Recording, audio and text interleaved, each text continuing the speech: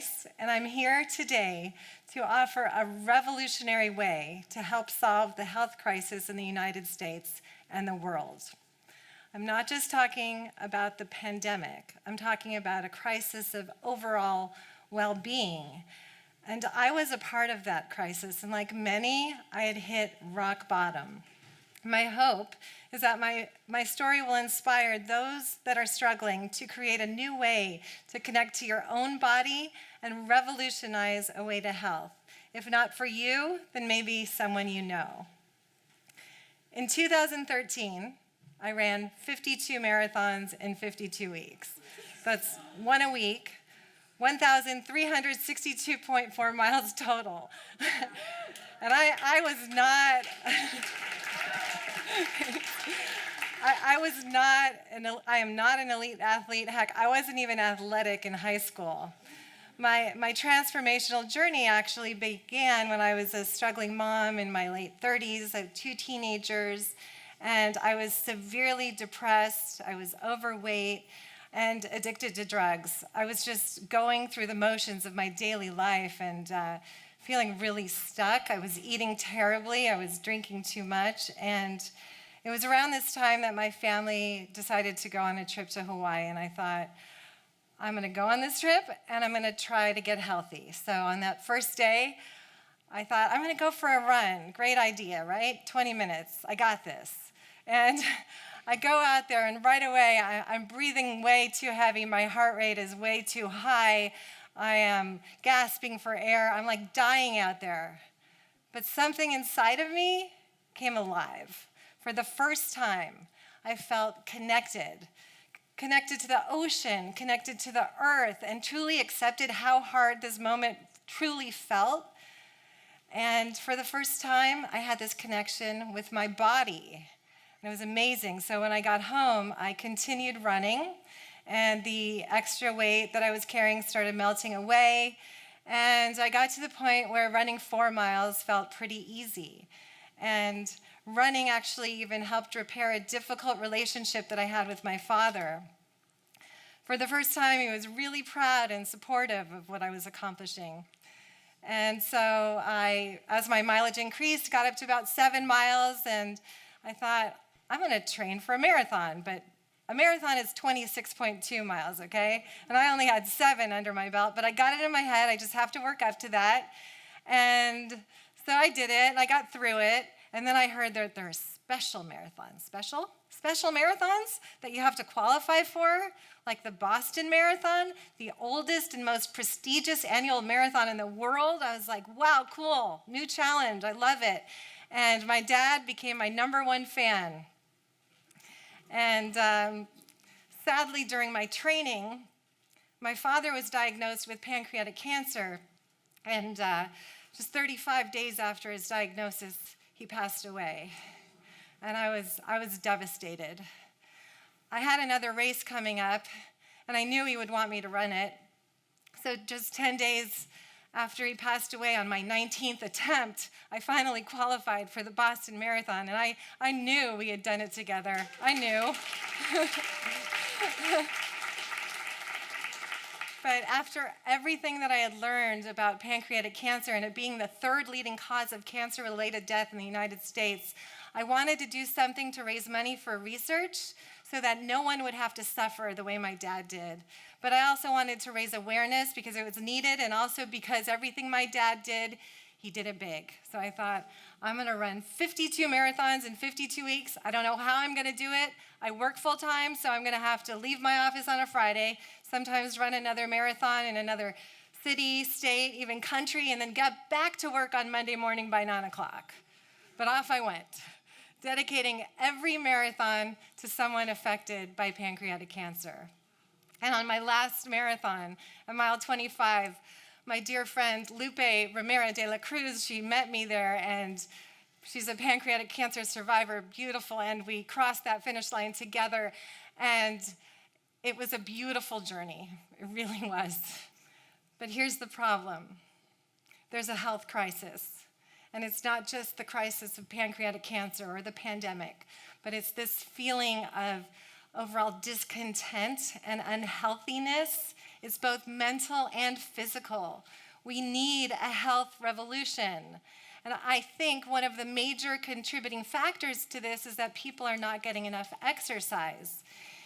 The Cleveland Clinic actually says that 80% of American adults are not getting the recommended amount of exercise, 80%, and potentially setting them up for years and years of health problems that could be prevented.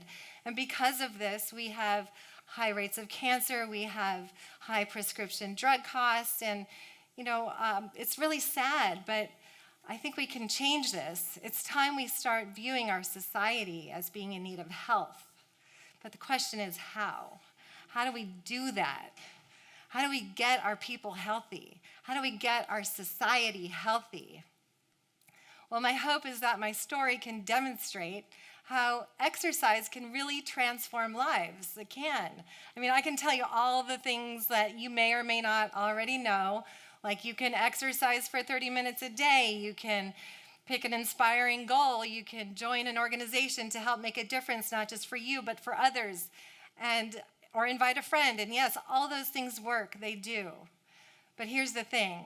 They won't work unless we create this loving relationship with our body, which includes thanking it for all it does for us. Our bodies are amazing. I think one of the reasons people don't have this loving relationship with their body is because we don't really want to hear what it would have to say. Ask your body this question. How does it feel about the way it's being treated? How does it feel? Your body is like the child in you that wakes up every morning and wants to try again. We can make a commitment and redirect any pain into action. And we can do this daily check-in with ourselves every day and decide each day how you're going to treat your body. And then something will happen to you. You will have no desire to go back to that old, unhealthy life. Yes, it will try to pull you back because it was so much more familiar, but you'll get hooked to this joy of moving, to this joy of being healthy. And then you'll have that connection to your body like I did that first time when I went on that run in Hawaii. And I know some of you may be thinking, yeah, Julie, I've tried to have this loving relationship with my body and it doesn't work. Believe me, I get it. There are days that I struggle too. And so when you're struggling like that, on those days, just think, okay, let's just be healthier. And my vehicle to get healthy was running. Running was my savior, but the vehicle can be anything.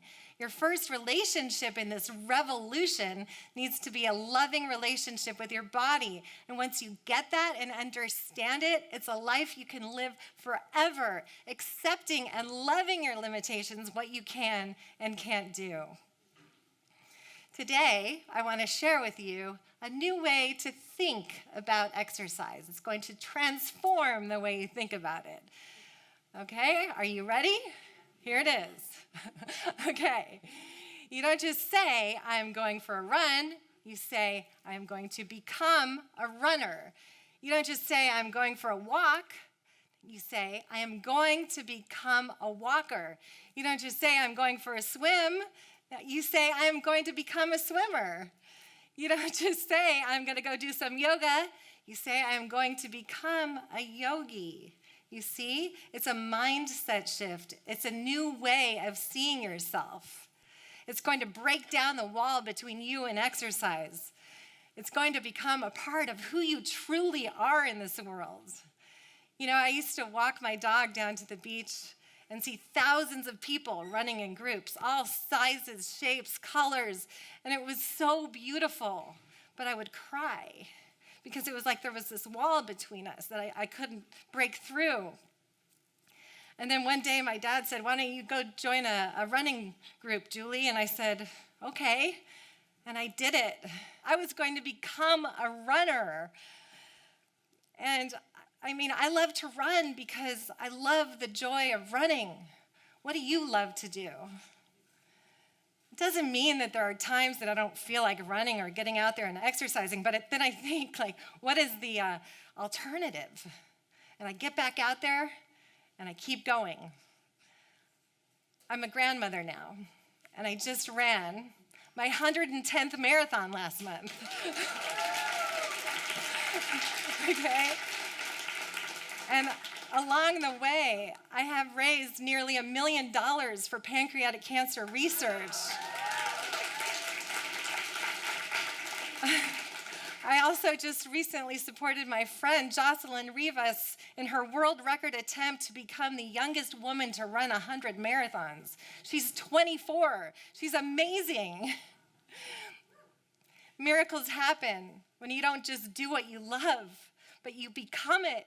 You stay with it, and you stay with it, and you form this remarkable relationship with your body that says, maybe we really can do this. The past resolves, the future opens up, and the revolution begins. We got this.